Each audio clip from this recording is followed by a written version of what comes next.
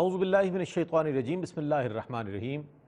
ناظرین محترم السلام علیکم ورحمۃ اللہ وبرکاتہ۔ میں ہوں آپ کا میزبان محمد رئیس احمد اور پیش کیا جا رہا ہے ان ایام اور ان لمحات سے متعلق انتہائی اہم پروگرام سرزمین حرم مکۃ المشرفہ کے حوالے سے آپ نے جانا اور بہت ہی عمدہ انداز میں پروگرامز پیش کیے گئے، جس میں سوالات کی نوعیت ایسی تھی کہ بہت متنوع سوالات تھے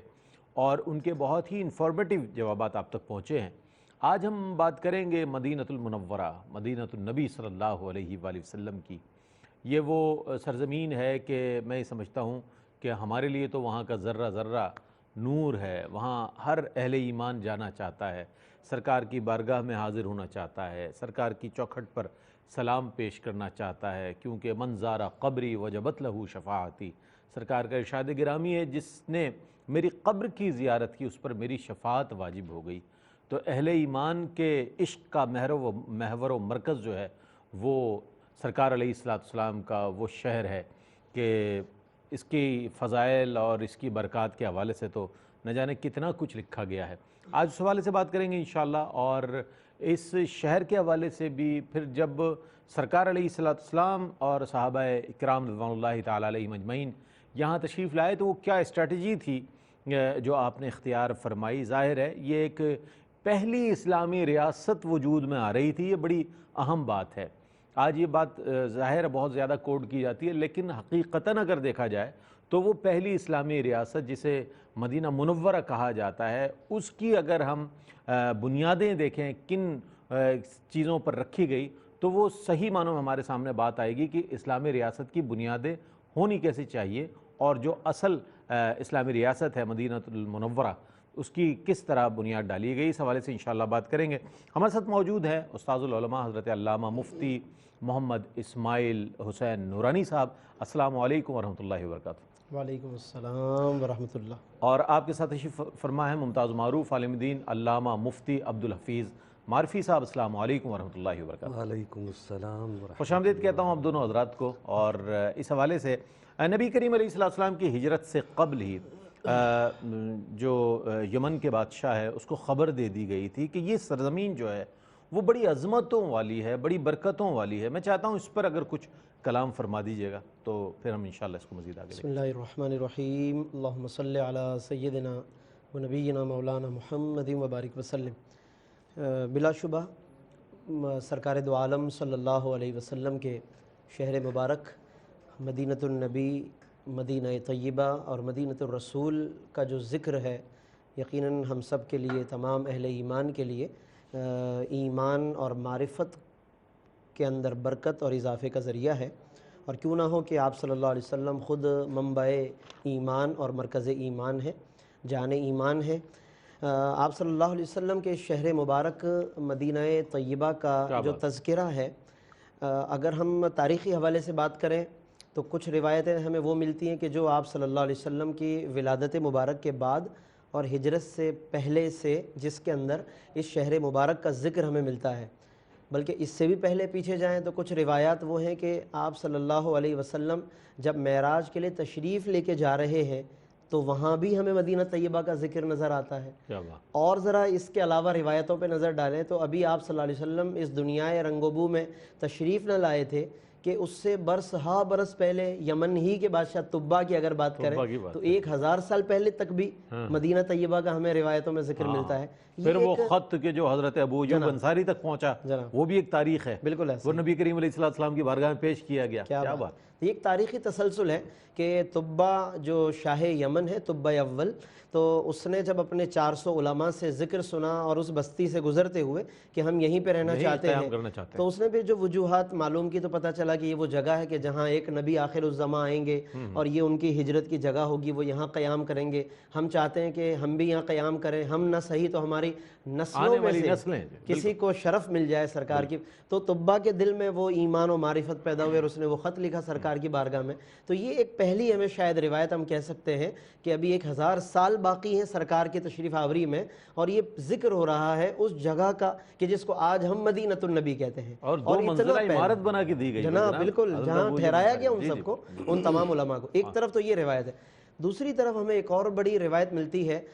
حضرت کعب الاحبار، یہ وہ صحابی ہیں کہ جو علماء یہود میں سے تھے اور نبی صلی اللہ علیہ وسلم پر ایمان لے کر آئے. تو چنانچہ یہ اکثر اوقات صحابہ کے سامنے ان روایتوں کو بیان کرتے تھے کہ جس کا تعلق تورات سے ہوتا تھا، اور تورات میں انہوں نے اپنی آنکھوں سے جو نبی پاک صلی اللہ علیہ وسلم کی صفات دیکھیں جن کو بعد میں یہودیوں نے تبدیل کر دیا، لیکن یہ چشمدید گواہ ہیں حضرت کعب. انہی روایات میں سے ایک روایت خود بیان کرتے ہیں کہ میں نے خود تورات کے اندر پڑھا، اجید فی التورات، کہتے ہیں میں تورات میں پاتا ہوں کہ اللہ فرماتا ہے کہ میرا یہ بندہ ان نبی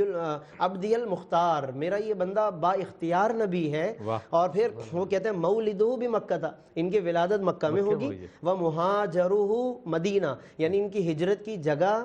جائے ہجرت مدینہ طیبہ ہوگی، وملکہ بالشام، اور ان کی سلطنت کا ظہور ملک شام میں ہوگا، یعنی فتوحات کا سلسلہ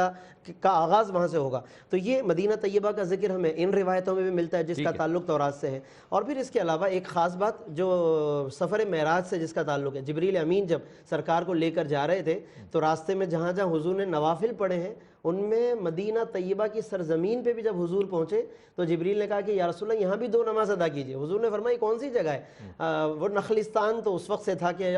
ایسے کھجور کے باغات یا درخت تھے، تو جبریل امین نے بتایا یہ وہ جگہ ہے کہ جہاں آپ ہجرت کر کے تشریف لانے والے ہیں. تو یہ مدینہ طیبہ کا ایک بڑا ذکر ہے. اور خاص طور پر آپ نے سوال میں جو ایک ذکر کیا یمن کے حوالے سے، تو ایک طبہ کا ذکر ہے. ایک آخری بات یہ کہ تو یمن ہی کے حوالے سے ایک اور بادشاہ گزرا ہے جس کا نام تھا سیف بن ذی یزن. یہ عبد المطلب کے دور میں، یعنی حضور علیہ السلام کی ولادت کے 2 سال کے بعد کی بات ہے کہ یہ بادشاہ وہاں پہ تخت آرا ہوا ہے، اور اس نے باقاعدہ عبد المطلب اور ہاشم کے جو ملنے کے لیے گئے اس یمن کے اندر اور باقاعدہ گفتگو کے حوالے سے، تو اس نے خود ایک خفیہ مکتوب دکھایا پچھلی امتوں میں سے یا پچھلے انبیاء میں سے، اور کہا کہ اس میں لکھا ہوا ہے کہ تمہاری اولاد میں سے ایک نبی آنے والے یا آ چکے ہیں کہ جن کی ہجرت کی جگہ مدینہ طیبہ ہے، اور وہاں پر ان کے انصار ہوں گے کہ جو ان کے مددگار ہوں گے. تو اس میں انصار کا بھی ذکر ہے، مدینہ طیبہ کا بھی ذکر ہے، اور سرکار کے ہجرت فرمانے کا بھی ذکر ہے. اس اعتبار سے اس شہر کی یہ عظمت ہے کہ تاریخی حوالوں کے ساتھ آنے سے پہلے، سرکار کے تشریف لانے سے پہلے ہی ہمیں جگہ جگہ جگہ اس کا تذکرہ ملتا ہے. تو آج کس قدر ہمارے دلوں میں اس کی محبت ہونی چاہیے. بہت اچھے انداز میں تاریخی تناظر میں مفتی صاحب نے اپنے جواب کو مکمل فرمایا اور وہ چیزیں بیان فرمائی کہ جو اس کی عظمت اور رفت کے حوالے سے بیان کی گئی ہیں. ناظرین، نبی کریم علیہ السلام کی مدینہ آمد سے قبل اسے یثرب کہا جاتا تھا. تو ہم یہ جاننا چاہیں گے کہ آپ صلی اللہ علیہ وآلہ وسلم اور آپ کے اصحاب رضوان اللہ تعالی علیہم اجمعین کے وہ کون کون سے اقدامات تھے جن کے سبب یہ ریاست جو ہے وہ وجود میں آئی، وہ سب میں چاہتا ہوں کچھ اس پر کلام فرمائیے. بسم اللہ الرحمن الرحیم، صلی اللہ علی رسولہ محمد وآلہ واصحابہ وبارک وسلم. رئیس بھائی، ایک ہے مدینہ شریف کا یثرب سے مدینہ بننا، اور پھر مدینہ شریف کا ایک ریاست بننا. ٹھیک ہے. جان رحمت سید عالم صلی اللہ علیہ وسلم کی جلوہ گری کے حوالے سے مدینہ طیبہ کی جو تاریخی اہمیت وہ قبلہ مفتی صاحب نے بیان کی ہے، لیکن اس بیان کے ساتھ ساتھ یہ بھی ذہن میں رکھیے گا کہ حضرت ام المومنین عائشہ صدیقہ رضی اللہ تعالیٰ عنہ وہ خود ارشاد فرماتی ہیں کہ جان رحمت سید عالم صلی اللہ علیہ وسلم کی ہجرت سے قبل آج کا مدینۃ النبی اس وقت یثرب کہلاتا تھا، اور اس کو یثرب کہنے کی وجہ یہ ہوتی تھی کہ وبائی امراض،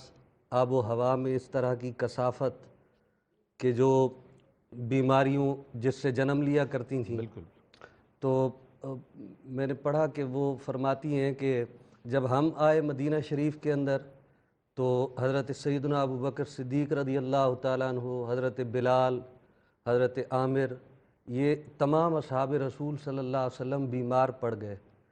تو میں نے جان رحمت سید عالم صلی اللہ علیہ وسلم سے اجازت طلب کی کہ ان کی عیادت کی جائے. حضور نے اجازت مرحمت فرمائی، اور پھر اماں جی فرماتی ہیں کہ میں اپنے والد محترم کی بارگاہ میں حاضر ہوئی، دیگر صحابہ رسول صلی اللہ علیہ وآلہ وصحبہ وسلم ان کی عیادت کی. اس عیادت کے اندر انہوں نے کچھ اشعار پڑھے بیماروں نے اور مریضوں نے، جس میں موت کا ذکر ہے، اپنے سابقہ وطن کا ذکر ہے، نبی کریم صلی اللہ علیہ وسلم کی بارگاہ میں وہ کہتی ہیں کہ اس عیادت کے بعد جب میں حاضر ہوئی سارا ماجرا عرض کیا تو نبی کریم صلی اللہ علیہ وسلم نے اس وقت اپنا دست دعا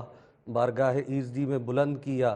اور اللہ تبارک و تعالیٰ سے اس شہر کی آب و ہوا کی تبدیلی مانگی، اس شہر کی محبتوں کا دل میں راسخ ہونا مانگا، واہ، اور مکہ مکرمہ سے بھی بڑھ کر اس شہر کو اپنے لیے محبوب ہونے کے لیے دعا کی گئی نبی پاک صلی اللہ علیہ وسلم کی زبان سے، اس کے پیمانوں اور اس کے اوزان کی برکتوں کی دعا بھی مانگی گئی۔ تو یوں آپ کہہ سکتے ہیں کہ یثرب سے مدینہ بننا یہ نبی کریم صلی اللہ علیہ وسلم کے وہاں جلوہ گری، وہاں تشریف آوری واہ واہ، اور وہاں کی سکونت، اس نے یثرب کو مدینہ بنا کیا دیا، بات اور حضور جان رحمت سید عالم صلی اللہ علیہ وسلم کی دعائیں اس شہر کو نصیب ہوئیں تو اللہ تبارک و تعالی، بلکہ جان رحمت سید عالم صلی اللہ علیہ وسلم کی وہ حدیث پاک بھی آپ کے سامنے رہنی چاہیے، بخاری مسلم اور دیگر کتب کے اندر موجود ہیں کہ نبی پاک صلی اللہ علیہ وسلم نے فرمایا تھا کہ اس کے وبائی امراض اور اس کی آب و ہوا کی یہ جو کثافت ہے یہ مدینہ سے کسی اور مقام پر منتقل کر دی گئی ہے، جوفہ کا نام آیا گیا۔ تو ایک تو ہمیں سمجھ میں آنی چاہیے اس پروگرام کے توسط سے امت مصطفیٰ صلی اللہ علیہ وسلم کو کہ وہ مقامات کہ جو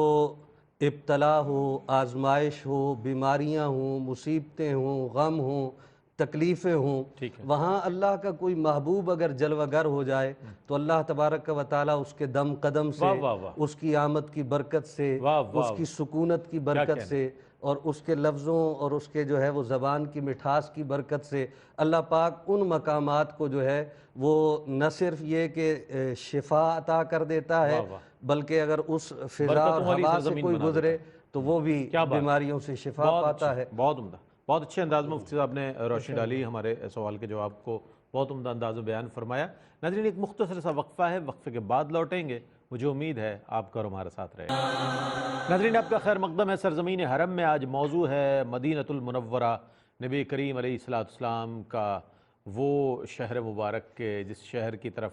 میں یہ سمجھتا ہوں کہ تمام شہروں نے رخ کیا ہوا ہے اور تمام عشاق نے رخ کیا ہوا ہے،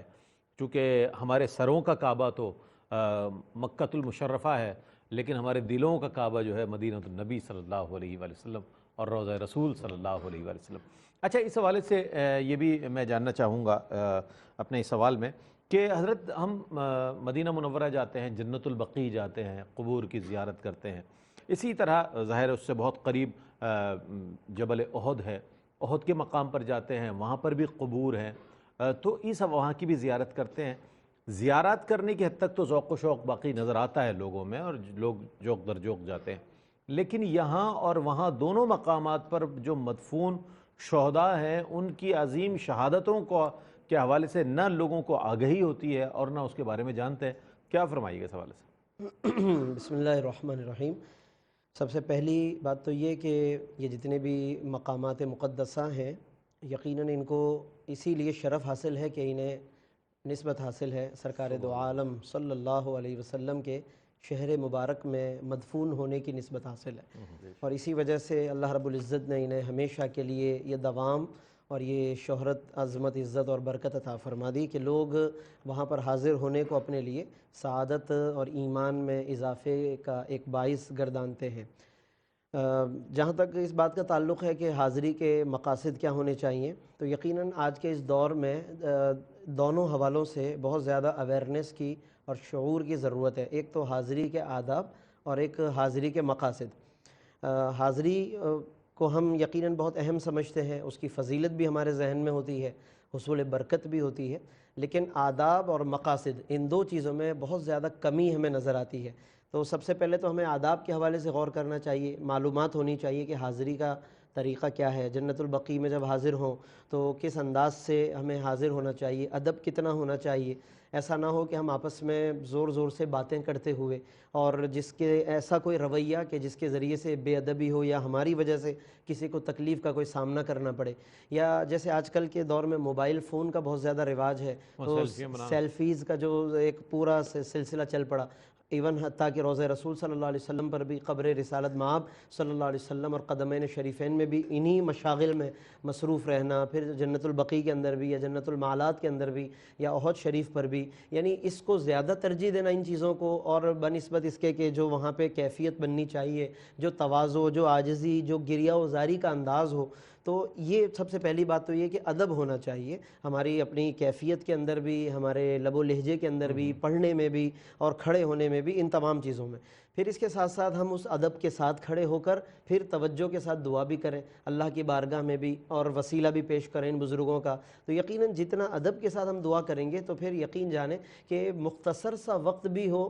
2 کلمات کہنا بھی نصیب ہو جائیں، تو اللہ تبارک و تعالیٰ گھنٹوں جو مطلب دعائیں ہوتی ہیں نا، اس سے کہیں زیادہ وہ 2 لفظ مقبول ہوں گے جو زیادہ ادب کے ساتھ کہے گئے ہیں۔ یہاں پر ان تمام بارگاہوں میں ادب کو زیادہ اہمیت حاصل ہے۔ تو ایک تو ہمیں زیارات اور حاضری کے دوران با ادب طریقے سے حاضری پر توجہ دینی چاہیے۔ دوسری بات یہ ہے کہ مقاصد کو پیش نظر رکھیں، جب ہم ان بارگاہوں میں حاضر ہوں تو کچھ نہ کچھ ہمیں معلومات ہو، خصوصاً جو وہاں پر جن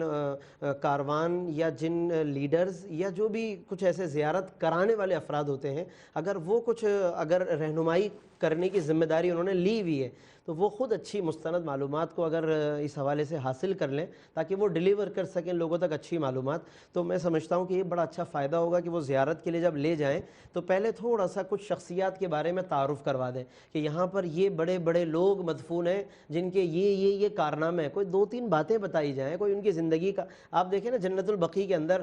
سیدنا عثمان غنی ہیں،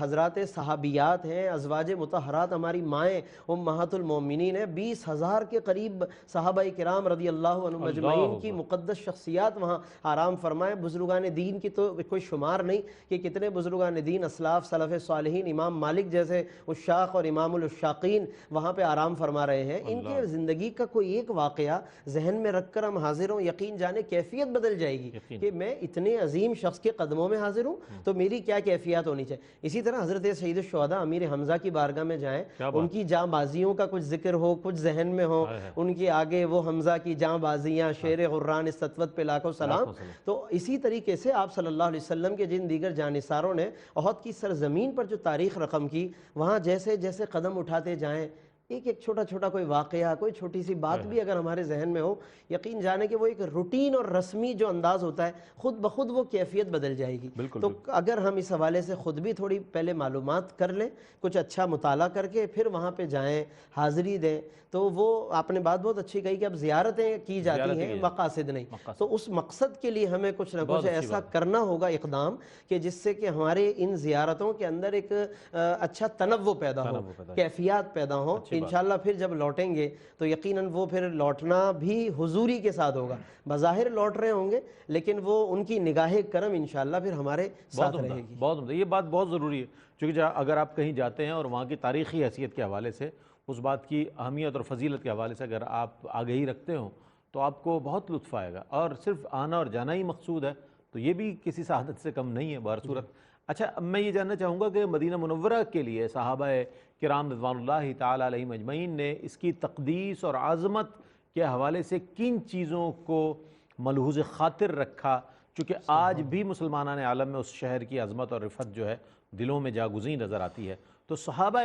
کرام رضوان اللہ تعالیٰ علیہم اجمعین نے کن چیزوں کے ملحوظ خاطر رکھا، فرمائیے گا کچھ اس حوالے سے۔ اس کا اندازہ آپ یہاں سے قائم کر سکتے ہیں بڑی آسانی سے کہ نبی پاک صلی اللہ علیہ وسلم سے یعنی ان کی حیات ظاہری کے زمانے سے آج بہت بعد ہے، صدیوں کا فاصلہ ہے۔ جی لیکن آج بھی جب عاشق رسول صلی اللہ علیہ وسلم حرم رسول کی اس پاکیزہ اور مقدس سرزمین پر قدم رکھتا ہے تو اس کے دل سے لے کر اس کی آنکھوں تک، اس کے جذبوں سے لے کر اس کے معاملات تک سب عاجزی اور انکساری کا پیکر بنے ہوئے ہوتے ہیں۔ آنکھوں سے آنسو رواں ہوتے ہیں، بے تحاشا ادب امٹتا ہوا اس کو محسوس ہوتا ہے، اور اللہ تبارک و تعالیٰ کی رحمت و برکت اس عجز و انکساری پر نازل ہوتی ہوئی محسوس ہوتی ہے۔ تو آج کے دور کا مسلمان جب شہر رسول، شہر خوباں، مدینۃ الرسول صلی اللہ علیہ وسلم کا اتنا ادب و احترام وہ ملحوظ خاطر رکھتا ہے، تو آپ ذرا اندازہ کیجئے کہ وہ شخصیات کہ جو نبی کریم صلی اللہ علیہ وسلم کی صحبت سے، نبی کریم صلی اللہ علیہ وسلم کی مجلس سے، حضور کی بزم سے، نبی پاک صلی اللہ علیہ وسلم کی نگاہوں کی عطا سے، جان رحمت سید عالم صلی اللہ علیہ وسلم کی شخصیت سے جاری، جو اللہ تبارک و تعالی جل مجدہ الکریم کی برکت و رحمت کے دریا ہیں، ان سے فیض یاب ہونے والی شخصیات براہ راست، تو ان کے ادب کا مقام کیا ہوگا؟ اللہ اللہ، آپ صرف یہاں سے اندازہ کر سکتے ہیں کہ مجھے سیدنا عثمان غنی رضی اللہ تعالیٰ عنہ کا دور خلافت یاد آتا ہے، اور اس دور خلافت کے اختتامی مرحلوں کے اندر جناب علی جو ایک انارکی سی کیفیت اور جو انتشار کی بغاوت ہوئی۔ کیفیت تھی، اچھا مفتی وہ صاحب، بھی اگر آپ نظر آتی اجازت ہے۔ مرحمت فرمائیں تو ایک جی وقفہ حائل ہے، وقفے کے بعد حضرت سیدنا عثمان غنی رضی اللہ تعالیٰ عنہ کے عہد مبارکہ کے آخری جو 6 سال ہیں بعد کے، اس کے حوالے سے حضرت ذکر فرما رہے ہیں، جس میں باغیوں نے سر اٹھایا اور اس کے حوالے سے کچھ انارکی کسی فضا پیدا ہو گئی، اس پر کلام فرمائیں گے۔ ایک مختصر سا وقفہ ہے، وقفے کے بعد لوٹتے ہیں، مجھے امید ہے آپ کو اور ہمارے ساتھ رہے گا۔ ناظرین، آپ کا خیر مقدم ہے۔ سرزمین حرم میں آج بات ہو رہی ہے مدینۃ المنورہ کی فضیلت کے حوالے سے، اور مفتی صاحب نے بہت خوبصورت انداز میں جواب کا آغاز فرمایا کہ صحابہ نے کس طرح ملحوظ خاطر رکھا اس مبارک شہر کی عظمت اور رفت کے حوالے سے۔ تو حضرت سیدنا عثمان غنی رضی اللہ تعالیٰ عنہ کے دور مبارکہ میں جب باغیوں نے سر اٹھایا تو ان کے لیے بہت آسان تھا کہ باغیوں کا سر کچل دیتے، لیکن انہوں نے یہ مناسب نہیں سمجھا کہ مدینۃ النبی میں قتال ہو، مدینۃ النبی میں خون ریزی ہو۔ اس حوالے سے مفتی صاحب اپنا جواب مکمل فرما دیں، انشاءاللہ پھر اگلے جواب کی جانب۔ جی حضرت۔ جی، ہماری بات سیدنا عثمان ذی النورین رضی اللہ تعالیٰ عنہ کے دور خلافت پر ہو رہی تھی۔ یہ مثال اس لیے بھی دے رہا ہوں کہ دیکھیے یہاں پہ بڑے بڑے اکابر صحابہ اکرام جی بارگاہ عثمان غنی رضی اللہ تعالیٰ عنہ میں حاضر ہوئے اور اجازت طلب کی، اس کی جو آپ فرما رہے ہیں جی جی کہ تمام ان گھناؤنے کام کرنے والوں کا قلع قمع کیا جی، جائے بالکل اور ان باغیوں کا سر کچل دیا جائے، تو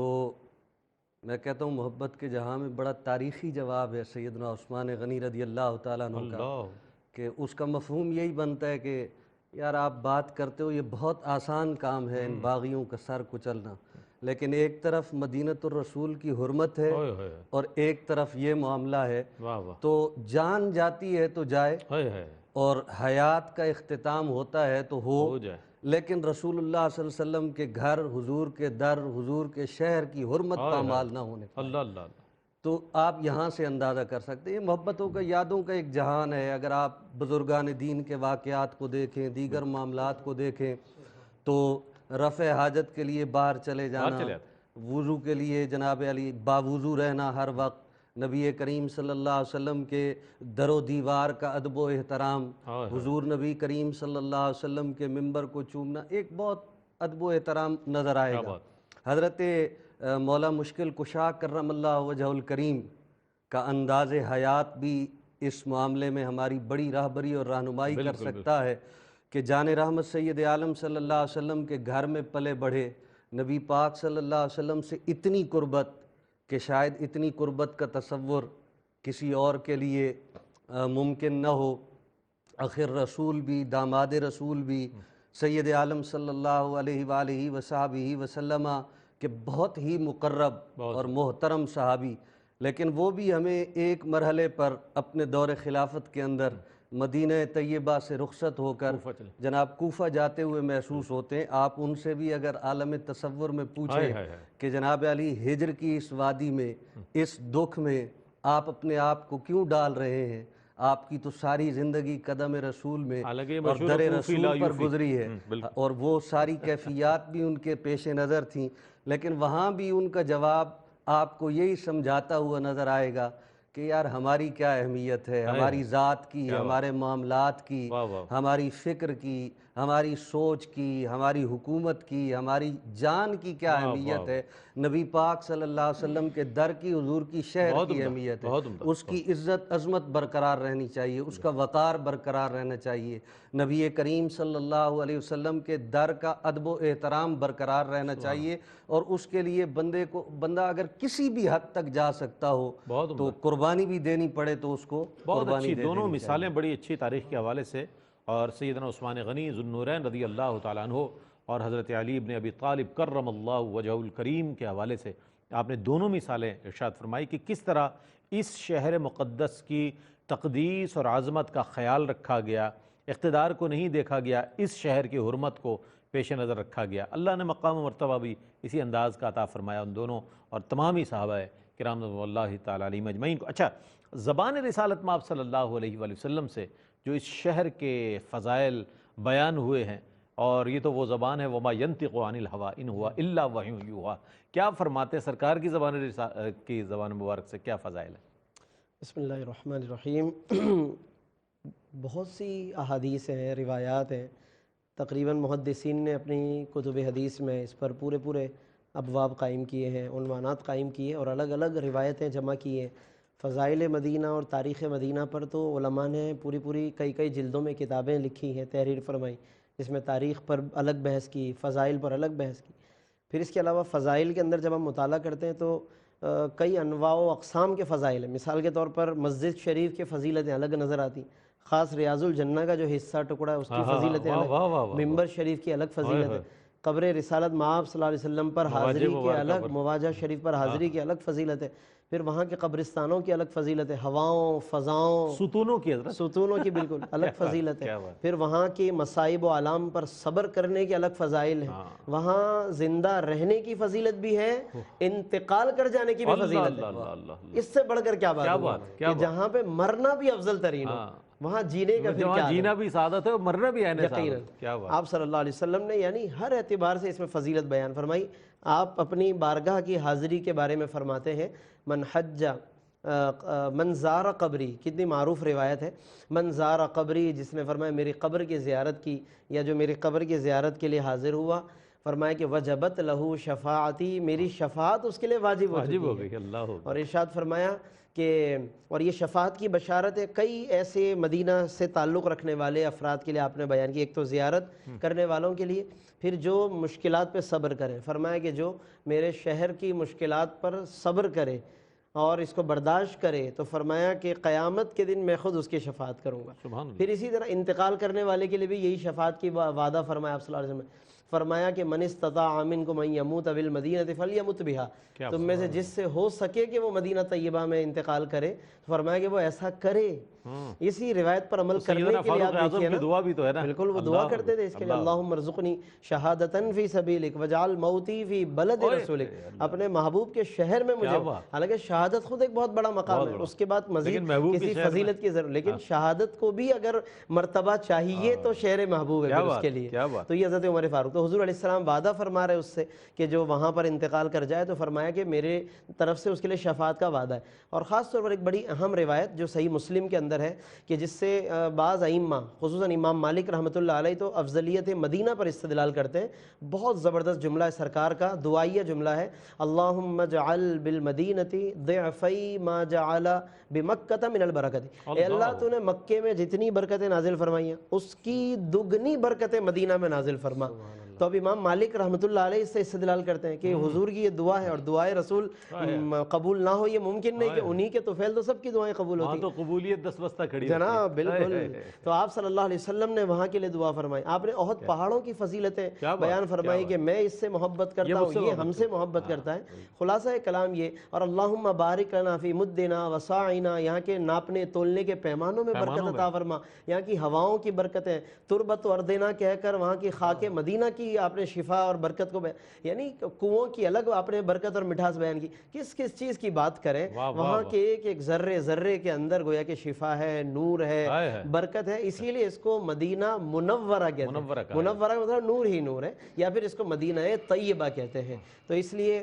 یہ مسلسل فضیلت ہے۔ تسلسل ہے کیا ان بات، فضائل کیا کے اندر، برکتوں میں اللہ نے اس واہ کے واہ تسلسل واہ عطا واہ، فرما دیا۔ اللہ تعالی ہم سب کو ایمان کی سلامتی کے ساتھ اور ادب کی سلامتی کے ساتھ اللہ تعالی وہاں کی بار بار بادب حاضری نصیب فرما۔ کیا بات ہے۔ مدینے کے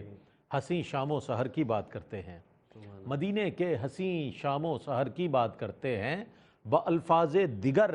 خلد نظر کی بات کرتے ہیں، بألفاظ دیگر خلد نظر کی بات کرتے ہیں، ستاروں کی نہ ہم حسن قمر کی بات کرتے ہیں، ارے جمال سید خیر البشر کی بات کرتے ہیں، جمال سید خیر البشر صلی اللہ علیہ وآلہ وسلم۔ اچھا، اب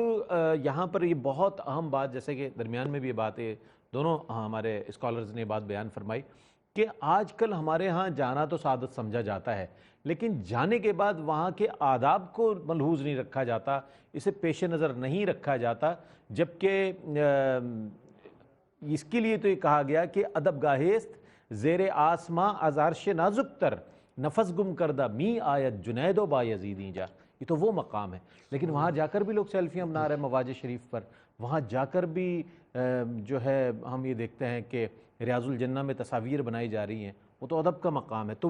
بارگاہ رسالت مآب صلی اللہ علیہ وآلہ وسلم میں حاضری کے جو آداب ہیں وہ کیا ہیں، اگر ہم جان لیں تو انشاءاللہ اللہ تعالیٰ جب یہ سعادت ہمارے حصے میں لکھے تو ہم ان چیزوں کو پیش نظر رکھیں گے تو ضرور ہمیں وہ تمام حلاوتیں نصیب ہوں گی انشاءاللہ جو ایک بندہ ہے مومن کو حاصل ہوتی ہیں۔ کیا فرماتے ہیں حضرت، آداب کیا ہیں بارگاہ رسالت میں حاضری؟ سبحان اس حوالے سے میں عرض کروں کہ سب سے پہلے تو اپنے ذہن اور اپنے دل کو اس طرف متوجہ کرنا ہے کہ اللہ تبارک و تعالیٰ نے کیسی سعادت نصیب کی ہے، کیا بات،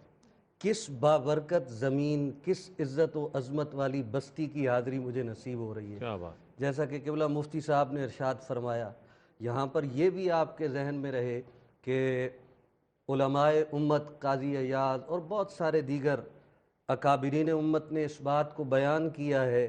کہ شہر نبی صلی اللہ علیہ وسلم میں قبر رسول صلی اللہ علیہ وسلم ہے، اور قبر رسول صلی اللہ علیہ وسلم کا وہ حصہ جو جسم مقدس کے ساتھ جڑا ہوا ہے، یا کہنا چاہیے کہ جو جسم رسول صلی اللہ علیہ وسلم کے بوسے لے رہا ہے، اس کو کعبہ سے افضل قرار دیا گیا۔ بعض علماء نے اس کو عرش سے افضل قرار دیا ہے۔ تو اللہ تبارک و تعالیٰ نے کیسا مقام ہماری قسمت، ہمارے بخت، ہمارے مقدر میں رکھا ہے، اور پھر سوچنا چاہیے کہ کہاں ہم جیسے حقیر فقیر پر تقصیر لوگ اور کہاں اس در کی حاضری۔ تو یہ تصور جب انسان قائم کرے گا تو اس کے دل کے اندر پھر ادب بھی پیدا ہوگا، پھر احترام بھی پیدا ہوگا، پھر اس کی مٹی کے ذروں کو چومنے کی جو ہے وہ جستجو بھی جاگے گی۔ نبی پاک صلی اللہ علیہ وسلم کی وہ حدیث پاک مجھے یاد آتی ہے کہ جان رحمت سید عالم صلی اللہ علیہ وسلم اپنے کسی غلام کے ساتھ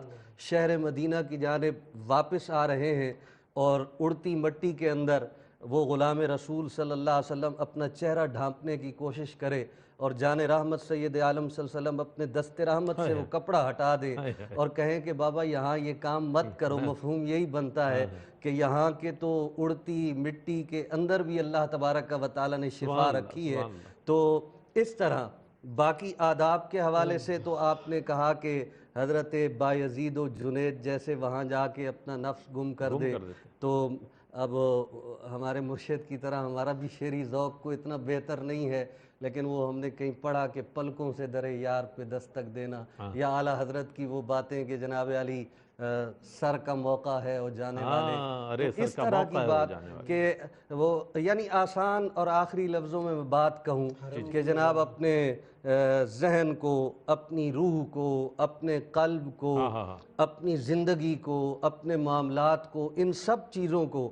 ایک کشکول کی شکل دیں، کیا بات ہے، کیا بات، ایک طلب کے کاسے کی شکل دیں، اور بھکاری بن کر نبی پاک صلی اللہ علیہ وسلم کے در پہ جائیں، اور ادب و احترام کے ساتھ غلامی کے انداز میں جان رحمت سید عالم صلی اللہ علیہ وسلم سے طلب کریں۔ پھر آپ دیکھیں کہ آپ کی زندگی کے اندر اللہ تبارک و تعالیٰ کیسی رحمتیں، برکتیں، کرشمے، مدد، حمایت وہ کس طرح نازل فرماتا ہے۔ میں بہت شکریہ ادا کروں گا آپ کی تشریف آوری کا، علامہ صاحب آپ تشریف لائے، آپ کی تشریف آوری کا بہت شکریہ ادا کروں گا۔ ناظرین محترم، سرزمین حرم میں آج ہم نے بات کی مدینہ النبی صلی اللہ علیہ وآلہ وسلم، اور وہ شہر اللہ اکبر کے جس شہر کی फ़ज़ा भी पुरनूर है, हवा भी पुरनूर है, हर ज़र्रा ज़र्रा मैं कहता हूँ चमकता हुआ नज़र आता है।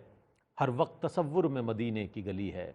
हर वक्त तसव्वुर में मदीने की गली है, अब दर बदरी है न गरीबुल वतनी है। इस शहर में बिक जाते हैं खुदा के ख़रीदार, ये मिस्र का बाज़ार नहीं शहर नबी है। और वो शम्मे हरम जिससे मुनव्वर है मदीना,